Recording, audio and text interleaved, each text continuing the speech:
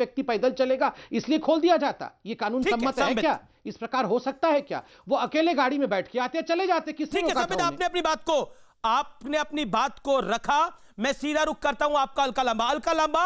आज का दिन हमने देखा, आज सुबह से शाम तक क्या कुछ हुआ। मैं आपसे जानना चाहता हूं, किसी के परिवार में अगर संवेदना जताने जाया जाता है तो 500,000 की भीड़ के साथ जाया जाता है या अकेला जाया जाता है? अमीश जी, ये हाथरस की बेटी के लिए यही कहना चाहूंगी कि जब जिंदा थी इंसाफ नहीं था, जब तड़प रही थी इलाज नहीं था, और जब मर गई तब इज्जत से अंतिम संस्कार नहीं था। पिता को बंदी बना दिया गया है। आपने बिल्कुल शुरुआत में सही कहा, मैं आपकी बात से सहमत हूं कि अपराधी हो या पीड़िता हो, कोई जाति और धर्म नहीं होना चाहिए। अपराधी को अपराधी की नजर से और पीड़िता को पीड़िता की नजर से देखना चाहिए। मैं इस बात का समर्थन करती हूं। अब आती हूं 144 धारा की। कब से लगी 144 धारा? क्यों लगाई गई 144 धारा? मीडिया को रोका जा रहा है।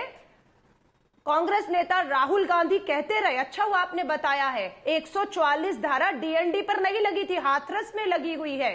डीएनडी से 140 किलोमीटर पहले ही कौन सी धारा थी जिसका वो उल्लंघन कर रहे थे? उन्होंने कहा मुझे अकेले जाने दीजिए या अकेले ले जाइए, एक बार पीड़िता से मिल लेने दीजिए उसके परिवार से, क्योंकि रात को 3 बजे क्या जल्दी थी कि दिल्ली के सफदरजंग से ले जाकर 3 बजे क्या जल्दी थी कि बिना परिवार की उपस्थिति और उनकी अनुमति के उसका अंतिम संस्कार कर दिया गया। मां रोती रही, अंतिम कपड़ा और हाथों में मेहंदी पीली लगाने के लिए।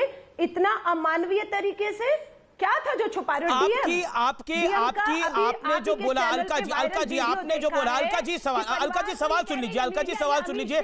आपने जो बोला कि हाँ 3 बजे अंतिम संस्कार पर सवाल है और वो वाजिब सवाल है आपका, और मां इंतजार करती रही, वाजिब सवाल है, वो सवाल आपका वाजिब है। लेकिन एक वाजिब सवाल ये भी है, आप कह रही है कि डीएनडी के ऊपर धारा 144 कौन सी लगी हुई थी, लेकिन गाड़ियां भी नहीं रोकी गई थी। राहुल गांधी और प्रियंका गांधी खुद चले पैदल, गाड़ियां उनका पीछे फॉलो कर रही थी। आप खुद शॉर्ट्स में देख सकती है, कई गाड़ियां थी, 20-25 गाड़ियां थी। रणदीप सुरजेवाला वहां गाड़ी से पहुंचे हैं, अधीर रंजन चौधरी वहां गाड़ी से पहुंचे, उनकी गाड़ियां फॉलो कर रही थी। हमारे कैमरे ने वो भी कैद किया है। तो यानी आप लोग भी पॉलिटिकल माइलेज लेने के लिए कर रहे थे, पॉलिटिकल माइलेज चाहिए थी। लगाकर बचना चाहेंगे अमीश जी, ये पूरे देश में 144 लगा देंगे। कांग्रेस ने तो ऐलान कर दिया, पूरे देश के प्रदेश मुख्यालय इन बर्बरताओं के खिलाफ, बेटियों के बलात्कार और हत्याओं पर पूरे देश की सरकार को याद दिलाएंगे कि 2014 के चुनाव में बेटी बचाओ का नारा किसने दिया था और कौन उस नारे को आज भूल चुका है।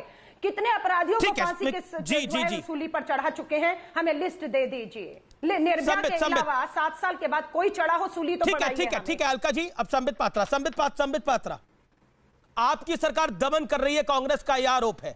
राहुल गांधी तो कह रहे हैं उनको डंडा भी मारा गया है, उन्हें गिराया भी गया है। देखिए, राहुल गांधी खुद गिरे हैं। राहुल गांधी अभी बयान दे रहे थे कि पुलिस ने उन्हें धक्का मारकर और लाठियों से मार के गिरा दिया।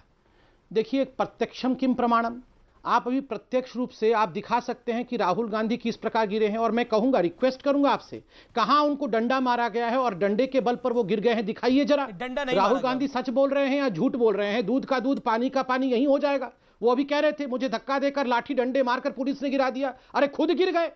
आप बताइए, ये जो व्यक्ति है ये कभी किसानों के बारे में बैठ के बात करता है पार्लियामेंट के अंदर, तो उसके बाद आंख